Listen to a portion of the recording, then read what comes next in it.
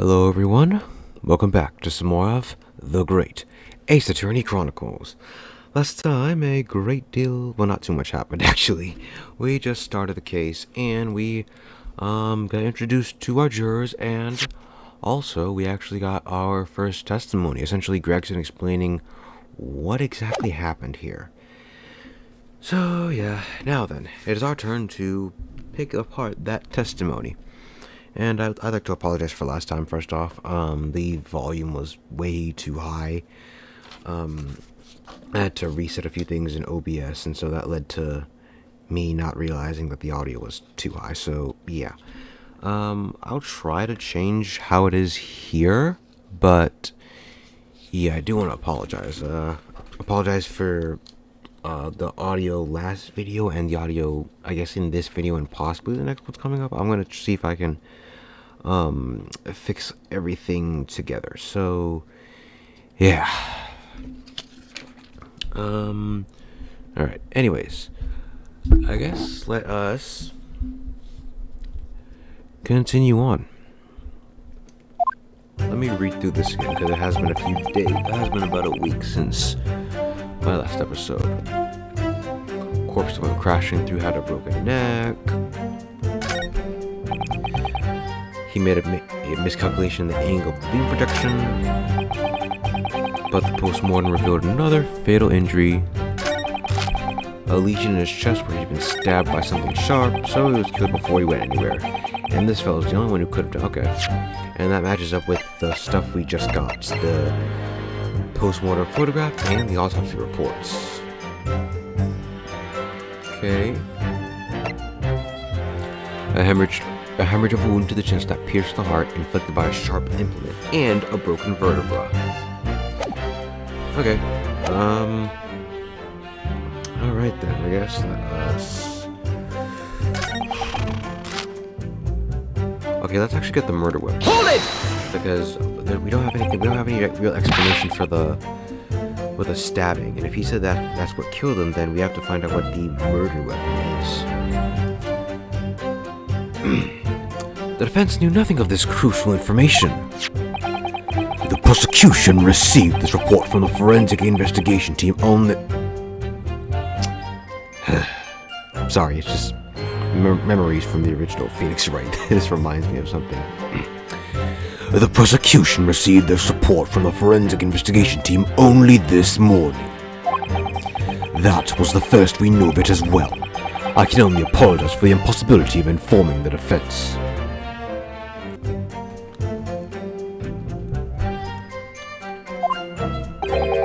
Sarcastic and insincere? Thanks. So, what was the nature of this sharp object? Among the accused tools that were in use at the demonstration, one is of particular interest. This screwdriver-looking thing? Ah, yes, there would appear to be some kind of screwdriver. Would it count? There he is! My trusty little companion, Andrew. Andrew. Of course. Do you know each other already? He's one of my dear friends, like all my tools. I've named them all, you know. We're one big happy family.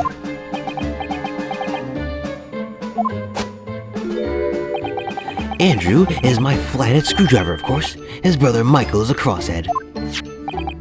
Well, it would appear that your beloved Andrew has a red stain on his shank. Ah, that isn't... It's blood, beyond all reasonable doubt. No. And that's not all. The long sharp shape of this Andrew fellow is completely consistent with the victim's wound. What? Order! Order! The court will enter this friend of the defendant as evidence. So, one of Professor Harebrain's tools is the murder weapon? Great. So let's see here.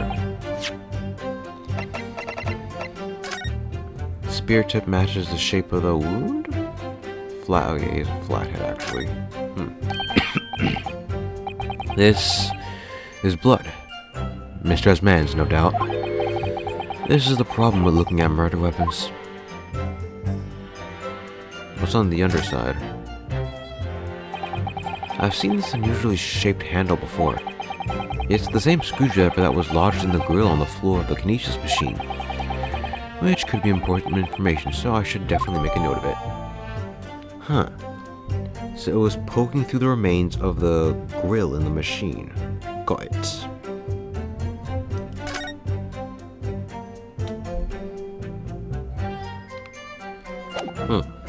Alright then. Is there anything else to look at? Broken neck, okay. Minor miscalculation. Which we found out. He was killed before he went anywhere, and this fellow's the only one who could have done it. Let me press this, because we're not... Maybe someone else could have done it? How do we know? Hold it! What grounds do you have for saying that? Ha! Did you really need to ask? There were only 2 people on that public experimentation stage in front of the whole crowd. The victim, Mr. Odiah's man, and the accused, Professor Hairbrain. And we know for certain that before the experiment, the victim was alive. That's right, I saw him with my own eyes. Furthermore, following the explosion in Kinesis, nobody went anywhere near the body. In other words, only someone on stage with the victim could possibly have... You got something to say, Hairbrain? Excuse me. Professor Hairbrain, do you have some information that may be relevant here?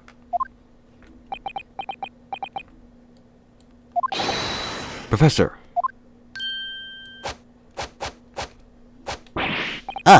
Sorry.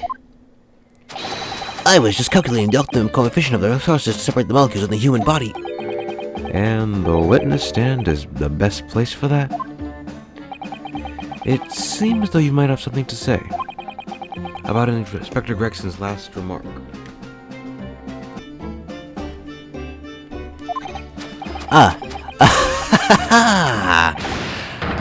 Yes, that's right, of course. He just said that nobody else could have done it, didn't he? Yeah, that's right. Who else could have stabbed the victim, eh? I don't know, but there's no way that I could possibly have stabbed Mr. Asman, as you say. Eh? Explain. Please, Professor. Yeah, everyone was watching him on stage. Like... Of course. This cold-hearted policeman may not be aware, but I suppose. But humans are warm-blooded mammals with blood running continuously through their veins. I had heard.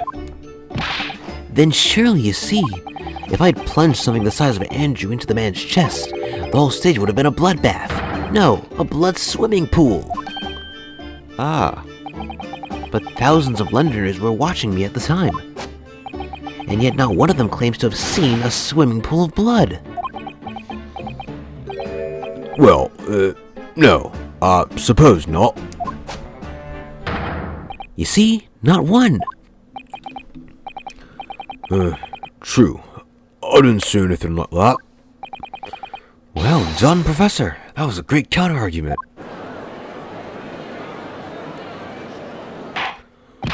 Order! Order!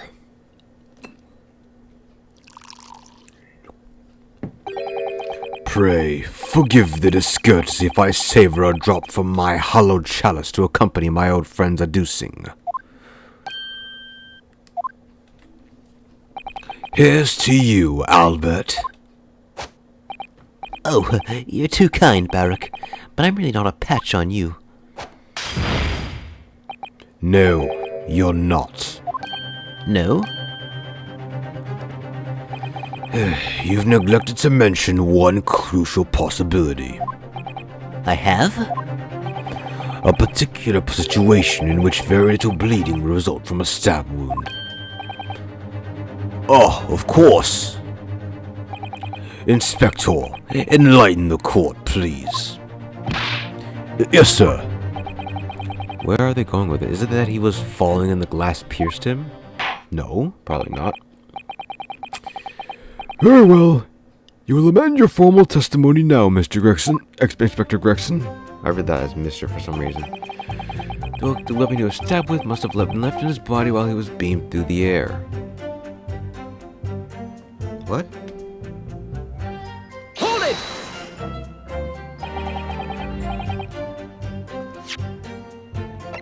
Okay. Why would you think that, Inspector? With any wounds, only when you pull the weapon out that profuse bleeding occurs. Whilst it's still lodged in the body, it acts as a stopper of sorts, for want of a better word. I see. You don't need a medical degree to be aware of this fact. It's common knowledge for any investigator. Where's Susato's-san when you need her? If you ask me, this bloke's masked what he was doing from view with his body before stabbing his man in the chest. Then, he beamed the victim off stage with his fancy device. The screwdriver still where he planted it. I would never do such a thing. Not with my precious tools. I would never use them for such dirty work. You only use tools for their intended purpose. That's common knowledge for any scientist. The fact remains, the lack of blood at the scene can easily be explained, as the prosecution has demonstrated. Alright, so that's all the testimony I have to work with. I had no idea the victim had been stabbed, but that changes everything. Did Van Zieks keep that to himself until now on purpose? To gain the advantage? Oh well, I suppose all I can do is press these witnesses for as much new information as possible. Alright, hold up. Let me see something. This is a murder weapon. Oh, here it is, yeah. Here it is. So, Gregson says the weapon must have been left in his body, but we saw that it was poking through the grill in the base of what remains in the machine, so how could it be in two places at once? Objection! There it is, yes. You say that while the weapon remains in the body, there's very little bleeding. Is that unequivocal? Look, there was no blood on the experimentation stage, even less where the fellow was stabbed. The only explanation for that is if the screwdriver was still in his body, stopping any heavy bleeding. It's common knowledge, medical knowledge, my learned friend, even on your side of the world. Yes, but about this screwdriver. The thing is, we actually saw it at the scene ourselves, on the experimentation stage. What? It was on the floor by the wreckage of the machine, poking through a metal grill. I went to pick it up, but the detective here stopped me. Isn't that right, Inspector Gregson? Now you come to mention it, yes. Inspector, are we to understand that you permitted the defense counsel to investigate? That you contravened the Special Suspension for Scientific Equipment Act? No, not at all. I wouldn't do that. I just let him look, nothing more. I was very clear he wasn't such a thing. Yes, that's true. This screwdriver was in plain sight on the stage. But it shouldn't have been, should it? What are you getting at? If this tool had still been in the victim's body when the victim was beamed away by the machine, then it shouldn't have still been on the stage. That's right. It should have been beamed across to the Crystal Tower along with Mr. Asman, and been found still lodged in the victim's chest.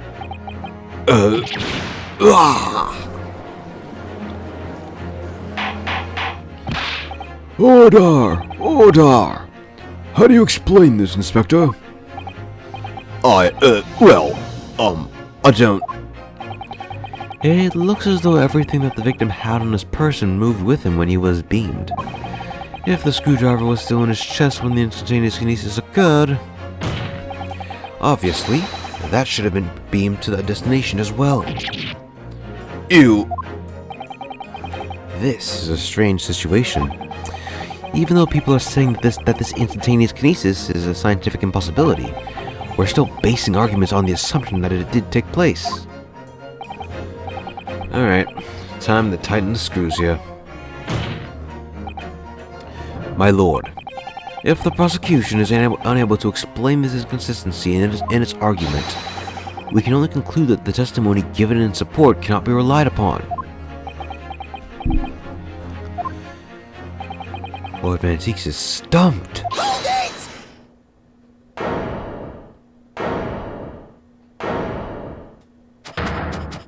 Yeah? Do you have something to say, witness? Yes, I knew it. It bears out. The equations hold. Mr. Naruhodo, don't worry. About what? Without delving into the details, there is no inconsistency. What? Even if Andrew had been lodged in Mr. Asman's chest, my trusty tool wouldn't have moved. Andrew remaining on the stage is consistent with my calculations. What?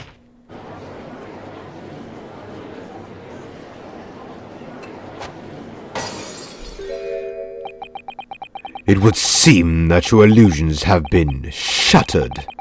Clearly, we should hear the accused's explanations. Or should I say, this brilliant scientist's explanation?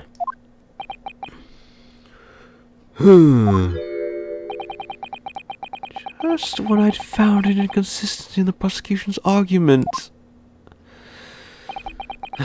Scientists. Very well.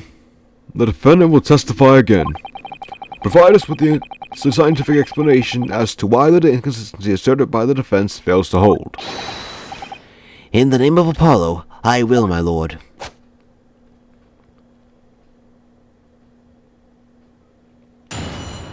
Alright.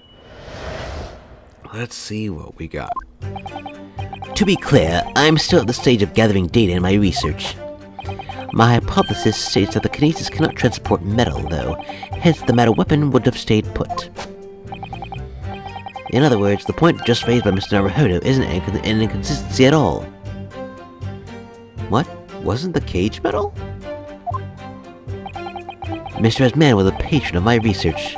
Without him, my work wouldn't have been possible. Now I have a duty to protect the incredible machine that we built together. Right, he's not trying to get acquitted, he's trying to make this not a willful murder. Alright then. So, the thrust of your testimony, Professor, is that based on his hypothesis, metal objects cannot be moved by this method of instantaneous kinesis. In other words, since the screwdriver is made of metal, even if it remained lodged in the victim's chest, its subsequent discovery on the stage, despite the victim being found elsewhere, is not an inconsistency. And therefore, Professor Albert Harebrain could still have been the killer. My great hypothesis holds, you see. We had to make the cage used to contain the subject from wood for that very reason. Was it? Oh, it is wood. I thought it was metal. Oh, wow, it is wood. Wow, okay. Huh.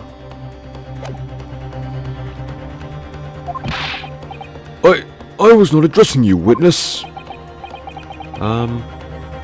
Professor Harebrain?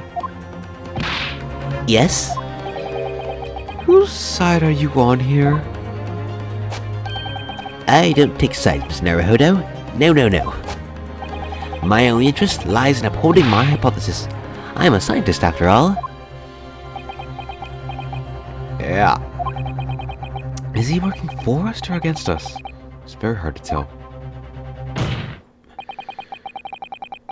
Let's see how you cross-examine this testimony, my Nipponese friend. Yes, fire away, Mr. Naruhodo. Alrighty then.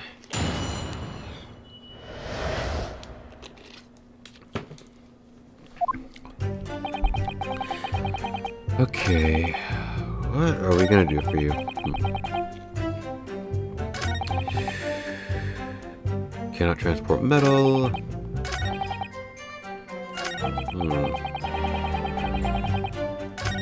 Okay. And it was made of wood, right? Yeah. Oh, wait a second. I already found something. Guy's glasses are gold. That's metallic, right? Yeah. Let me see, actually. Make sure. Well, never mind. Anyways, yeah. Yeah, and his brooch is gold. Bro he has metal on him. How exactly does he do this? How exactly did the screwdriver not transport through, yet his glasses did? Objection! That was easy, wow. Professor Hairbrain, you say that according to your hypothesis, nothing made of metal can be beamed by instantaneous kinesis using the machine you made. Is that right? Yes, that's right. Spot on. Exactly correct. In that case, I'd ask you to have a look at this photograph that was taken at the scene. In particular, I'd like you to pay attention to the victim's face. You can clearly see that Mr. Asman is wearing a pair of spectacles with a metal rim. What? Metal? No! Metal can't. That's not. Metal? No! We've established already that the proposed murder weapon, the screwdriver, was found on the stage. However, if your hypothesis correctly predicted that outcome... Let me increase the volume of the game here. Seemed like it was really short. Let me increase the... There you go. Hopefully the game sounds slightly louder. Yes, -7 point is good. Anyways. It should also have predicted that the metal-rimmed spectacles would be found in the same place. Ah! My hypothesis! Professor Hairbrain, this isn't easy for me to say, but your hypothesis is clearly flawed.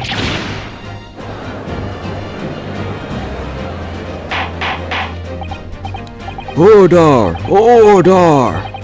Counsel, what is the implications of this? If, on the day in question, the alleged instantaneous kinesis never actually took place, then it's entirely possible that the victim was killed somewhere other than the stage. And in that case, someone other than the defendant could have been the culprit. But my hypothesis is sound. I proved it that day. The experiment is a success. The experiment was proof of all my work. If I could say something here, in my capacity as a fellow of the Royal Society. Yes, jury number 4, go ahead. As a man of science, there's one thing I simply cannot abide. And that's a fraud who pretends to be a fellow man of science. What? Wait, great Scott! Are you suggesting my science is suspect? It's just been disproved, hasn't it? In front of all of us. In other words, the whole demonstration thing was complete nonsense from start to finish. Believe me, my fellow jurors, when I tell you that this man is a heel, a bounder, and a fraud. I'd say the records of that machine should be stripped down and thoroughly examined. No, never. That machine is the essence of my entire hypothesis. It's protected by the SDSCA. What the devil was that blasted act all about, huh? Who made up such a daft rule? I don't like the way this seems to be going. What's the best way for me to help out the professor? may as well raise that objection. I mean, Objection! waiting and see isn't going to change much of anything. Professor Harebrain has yet to perfect his invention. That would seem to be the case, yes. But even so... Even so, what? Going to such trouble and to expense and going to such trouble and expense to create a fake machine to display in public. He would have absolutely had no reason to do such a thing. Objection! He had an obvious reason to do exactly that. For the research grant money. If the government was foolish enough to have deemed the man's ridiculous notion plausible, he and his conspirators would have received a handsome sum indeed. Conspirators? What would be the value of such a grant? £10? You're in order of magnitude out, madame. £500 a year. What? I could live handsome on that much for years.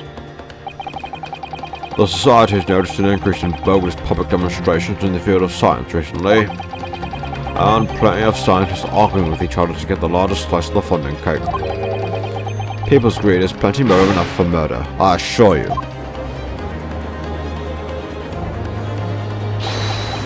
No. I haven't deceived anyone, least of all the government. My hypothesis is sound. The science is sound. Please, you must believe me. Objection! No matter how unbelievable this hypothesis may seem to you, ladies and gentlemen, the fact remains the victim was transported instantly to the Crystal Tower, which means that the experiment was a success. Barrack. And therefore, the only person who could have possibly committed this murder is the accused. Barrack. Where is this heading? I have no idea. My lord, if I may. Yes, Lord Van Zeeks. The prosecution would like to summon new witnesses to the stand. New witnesses? What would be the nature of their involvement?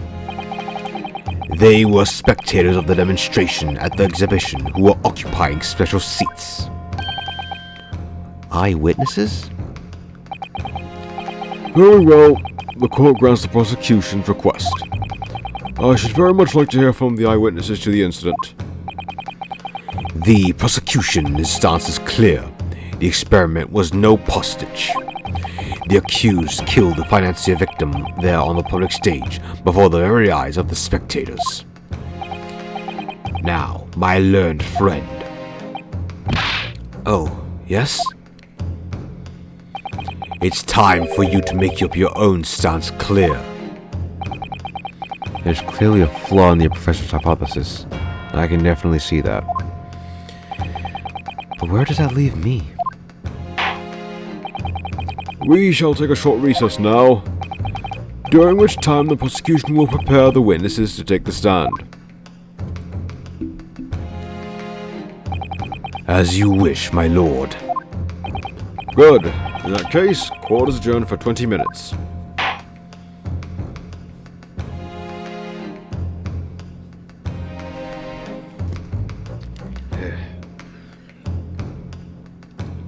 So did it work or did it not? Because, frankly speaking, his logic is not... Which I was at 5, so I guess the latest would be 6. As I was saying, though, yeah. What was I saying? Sorry, I lost my train of... Okay, yeah. Sorry,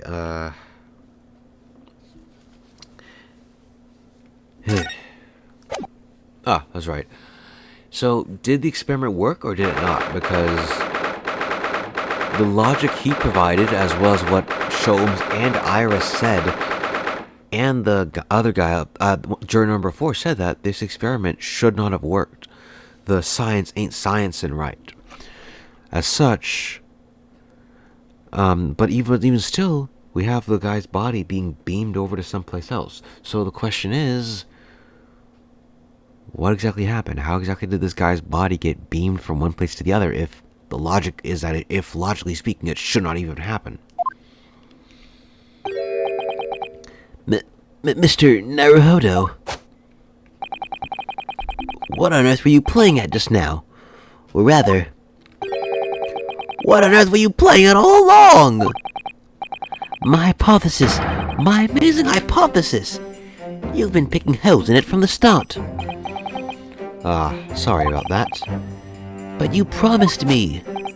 You said you'd prove that dreaded explosion was an accident, not murder. You'd said you'd keep my precious invention from falling into anyone else's hands. But all you've done so far is try to undermine me. Yes, I did make you a promise, you're right. I said that I believe in you and fight for your freedom to the very end. But I also told you I was no scientist.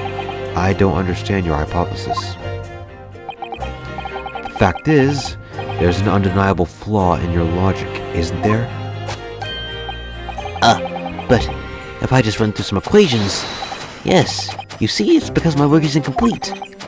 Perhaps it is. Nevertheless, a man died as a consequence, didn't he? Oh. Oh, no. You're right. You're so right. It's all my fault. And I have no right to blame you for my failures. I'm a disaster. Not just as a scientist, but as a human being. Well, that might be a little over the top. And while we're on the subject, what about Barrick? He's being awful. Claiming his own university friend to be a murderer, you mean? He's a disaster. Not just as a prosecutor, but as a human being. Oh no, wait, he's the Reaper, isn't he? Perhaps he's not classified as Homo sapiens anymore? Yes, glad that's cleared up. Can I double check something with you? Yes, what? The machine and demonstration you prepared, they were entirely based on your hypothesis, I presume? There was no trickery involved? I drew the plans for the machine with my very own hands. Every line was painstakingly drawn with a firm belief that science is the only future. So, yes, it's true that my hypothesis hasn't reached maturity yet, but please, Miss Naruhodo, you must believe in it. Alright, Professor. I understand. Counsel, defendant. The prosecution witnesses are ready to take the stand. Court is about to be in session again. Make your way into the courtroom, please. Alright. It all hinges on that demonstration. If the professor's sound hypothesis is as sound as he claims, it leaves him as the only person who could have possibly have killed the victim. But on the other hand, Mr. Sholmes was adamant. A practical implementation such as what's attempted by the professor at the Great Exhibition is quite impossible. I messed that up. So, really, what should I be trying to prove here?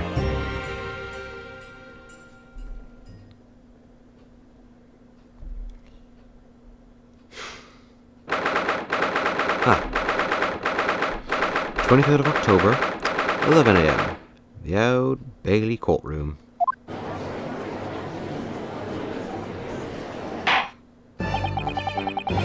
In the name of Her Majesty the Queen, I hereby reconvene the proceedings of this court. Counsel for the defense and prosecution, are you ready for the new witnesses to testify? The prosecution is ready, my lord. As is the defense, my lord. So, Lord Van Zeeks, I believe these next witnesses saw the demonstration on the day in question with their own eyes. Indeed they did.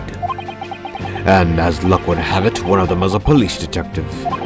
So the testimony we are about to hear can be considered highly reliable. Perfect. A detective of all people. The prosecution stance remained unchanged. Though it ended in tragedy, the demonstration on the day in question was scientifically sound. And consequently, the sole person with the opportunity to have committed this act of murder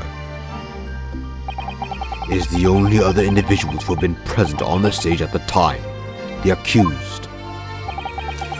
Thank you, counsel. The prosecution's position is clear. So, bring forth your witnesses now. Bailiff, show the witnesses in. The witnesses whose proximities to the incident on the day in question will clarify the truth unequivocally.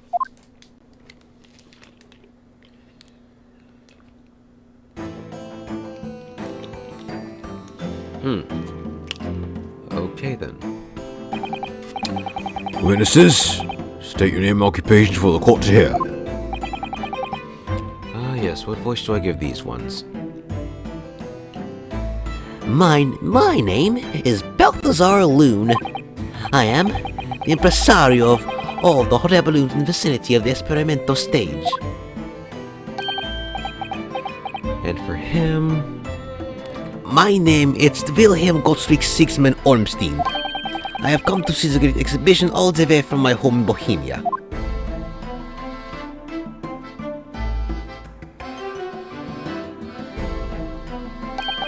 I'm very rich. Yes, I can see that. Inspector General Lestrade, Scotland Yard.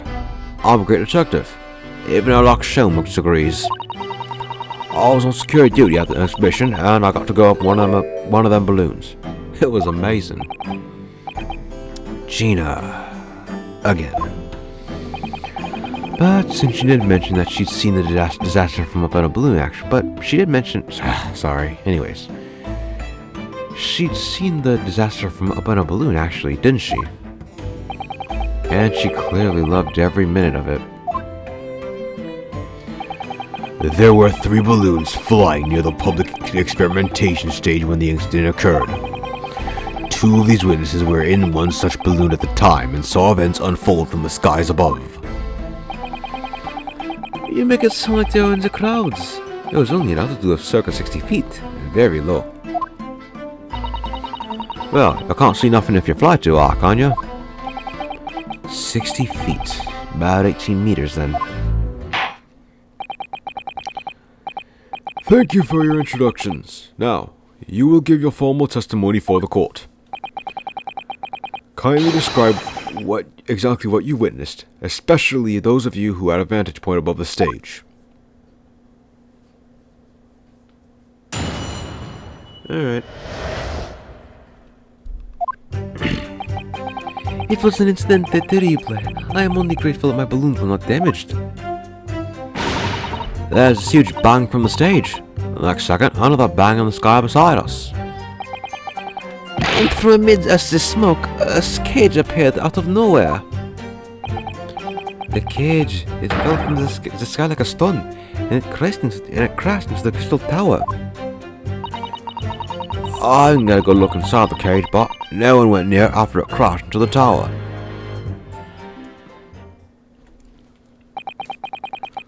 A most extraordinary collective account, I must say. Could I just clarify something? There's a detail in the witness's testimony I've not heard any mention of until now. Specifically that there were 2 explosions? More precisely, 2 explosions in 2 separate places, yes. When the demonstration began, the balloon carrying the 2 witnesses was around here. There were other balloons in the air nearby at the time, carrying other passengers as well, to be clear. Then, as power was supplied to the machine for the demonstration, the first explosion occurred. The so-called bird cage that contained the victim disappeared from the stage, and a moment later, the second explosion occurred, directly adjacent to the balloon carrying the witnesses.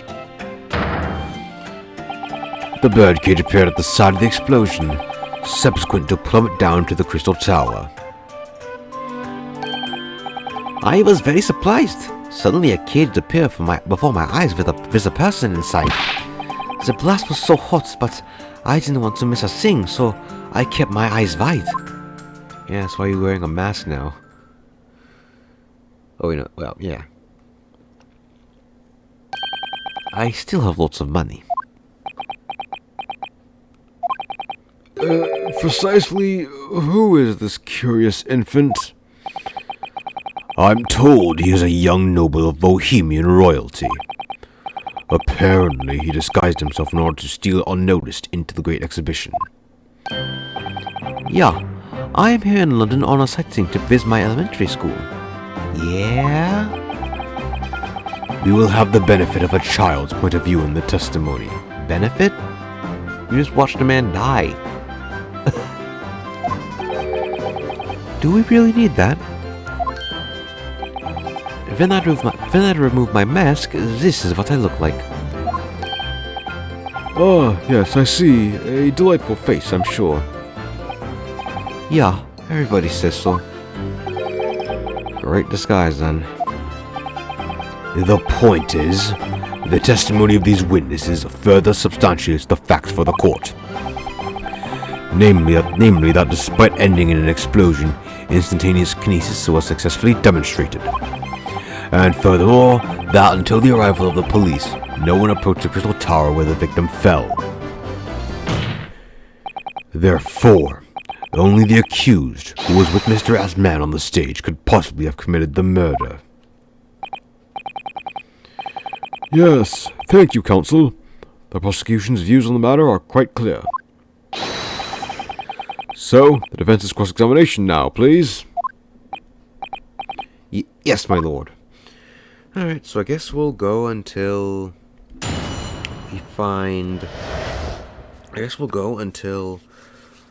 we can find the contradiction in this testimony. Because I only want to go for like 50 minutes or so, so we got like 7 minutes left. Alright.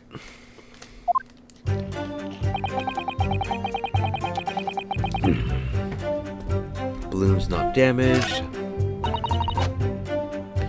Huge bang in the sky. Actually, what did Gina see? Did she see that the stuff was falling, or? So you actually saw the accident happen from up in the air? Yup.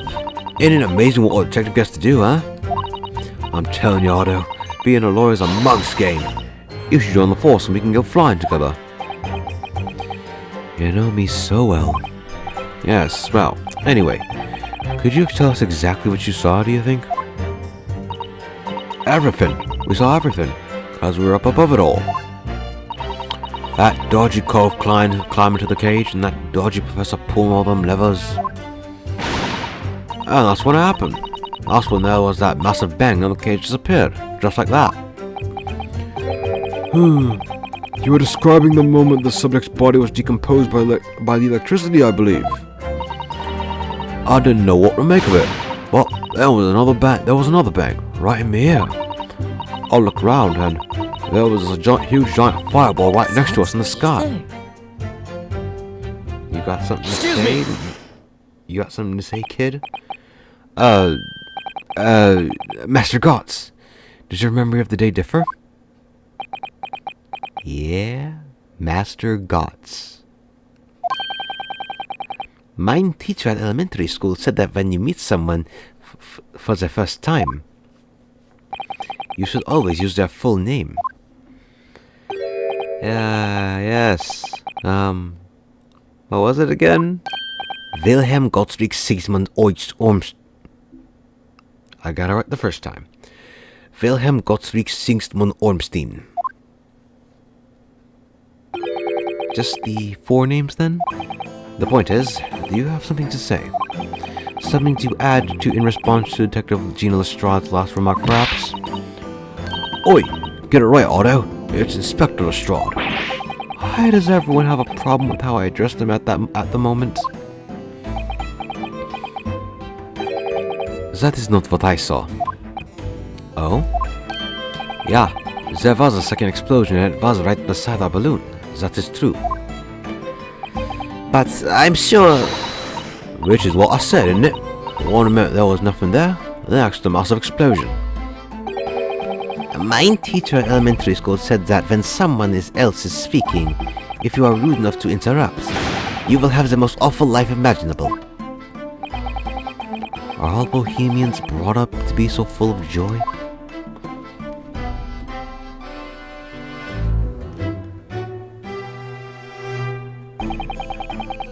Just before the second explosion happened next to our balloon, I clearly witnessed a green balloon flying in the sky. A green balloon? Eh? You what? I never saw nothing like that. But I did. I saw it, and you can't say I didn't. I will complain to the council. I will cry and scream. My testimony is the truth. I am Bohemian Prince. You cannot say it is a lie. That is not allowed. Playing the bleeding watch, got I ya? Typical. Says the orphan who's like to remind people she works for Her Majesty's police. In that case, young man, I must ask you to amend your formal testimony. In the interest of the cordial national relationship between Great Britain and Bohemia. It was a green balloon that was next to ours at the time. Okay, that actually confirms with another piece of evidence we have, the piece of green cloth, black backed with rubber. So, hold up, what? Hold up! Did someone on the ground shoot a crossbow at a balloon flying in the middle of the air? Do we have multiple murders on our hands? Objection! Seems odd. What? Excuse me? What about... How is that not... What? I'm confused. What? What? What?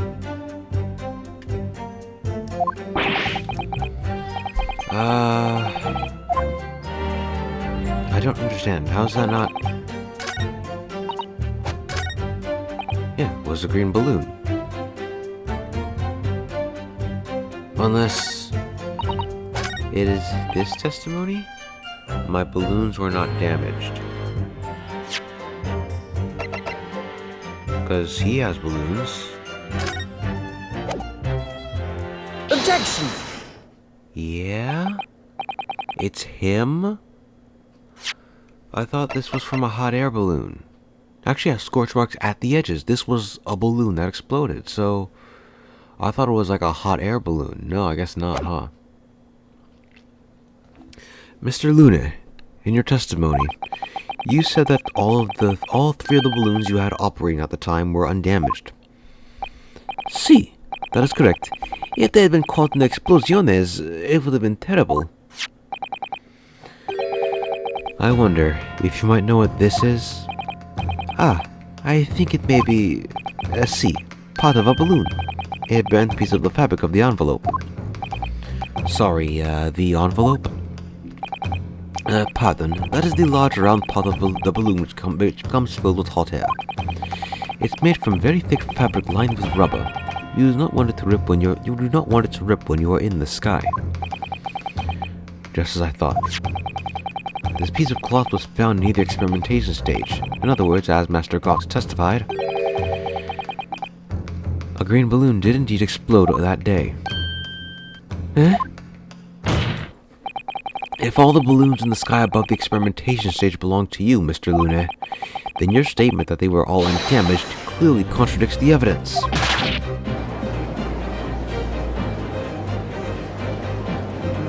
If the balloon exploded the day one, the man says so. Maybe everybody on board was killed. Oh no, haven't we just spent 10 odd pounds in experiments? Objection! The instantaneous kinesis did occur, but after the explosion on stage, the point of materialization shifted to a location occupied by a balloon. Causing the balloon to explode? Yes, eminently plausible. An unfortunate traffic accident, as it were, but it changes nothing about the pertinent facts. This I cannot accept. Why not, Mr. Lune? You are suggesting that I'm a liar. That person's died in the balloon incident there. There's no need to get fired up, Mr. Lune. The victim was the sole fatality that day. That's right, and I prove it. Balthazar Lune is not a liar. There was no such balloon in the sky. It is non possible. You're saying that it's impossible? Why? This court has more important matters to discuss than the number of balloons that were operating that day. Objection! But we can't ignore the fact that nobody appears to have known anything about this other balloon until now. My lord, the defense calls for further testimony from Mr. Lune. I concur. There is clearly more to the truth here than meets the eye. It is imperative that we clear up this issue of this phantom balloon, I feel. Witness, you will give supplementary testimony about the balloons you were operating at the exhibition. Grazie, my lord. And we will hear his explanation next time. So, yeah, we got a lot done today. That was good. Not this save file. Well, yeah, 6 is the most recent save file. So, yeah, okay, there it is. Overall, I think we're good here. Again, I apologize if the audio was less than subpar, because I guess I have to like reset the audio every single time. I guess I don't know. I have to figure OBS out all over again. I took a break this summer, so yeah. Though, funnily enough, I think this is actually what, a year since I actually started the Great Ace Attorney Chronicles. So, wow. Along with being my longest Let's Play, it's literally just my longest time recording stuff. Seriously, a full year. I don't think it took me a full year to record GTA. Wow. Anyways, that will be all, and I will see you all next time.